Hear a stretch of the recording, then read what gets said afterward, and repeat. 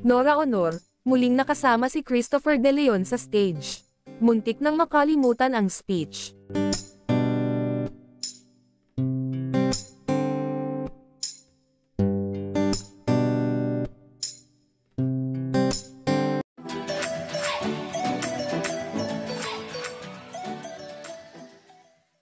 Nairaos ng grupong PMPC ang kanilang 40th Star Awards for movies na ginanap sa Henry Lee Irwin Theater sa Ateneo de Manila University, noong Linggo'y ika-21 ng Hulyo taong 2024. Tulad ng inaasahan, star-studded ang 40th PMPC Awards Night. Buhay na buhay ang Norenians dahil dumalo ang national artist para tanggapin ang parangal sa kanya na Dekada Award, at meron pang special award na Front Row Celebrity of the Night, at itong Best Actress.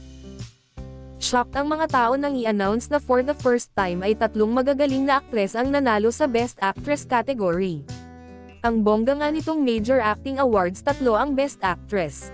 Sina National Artist Nora Honor, Vilma Santos, at Maricel Soriano. Sobrang saya ng Norenians, at nagtilian din ang mga fans ni Maricel nang magkasama ang 2 Best Actress sa entablado. 3 sila ni Vilma Santos na Best Actress.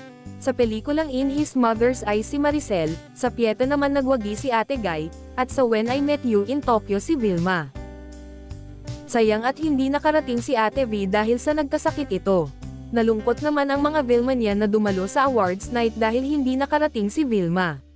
Bongga sana kung 3 sila ni na Ate Guy at Maria na nagyakapan on stage at nagbigay ng kanilang emosyonal na speech.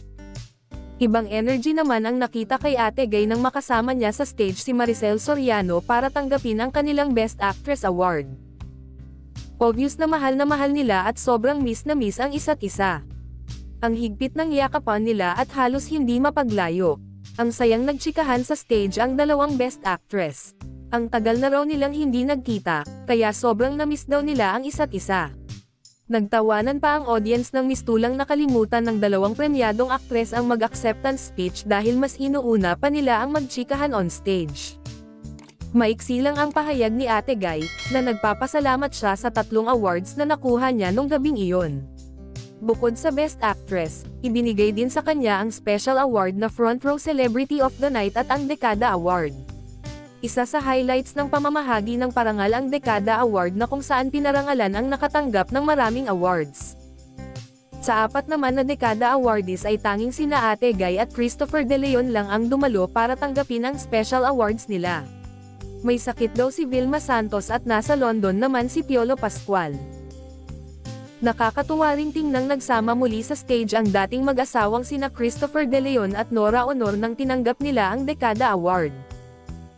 Kinilig tuloy ang fans ng superstar at national artist dahil kasama niya sa stage ang dating mister na si Boyet. Mas lalong kinilig ang audience nang halikan ng aktor ang superstar. Saglit din silang nagkwentuhan sa stage. Naunang nagbigay ng acceptance speech. Pagkatapos niyang tanggapin ang award, umalis na siya sa stage at hindi na hinintay matapos ang acceptance speech ni Christopher De Leon.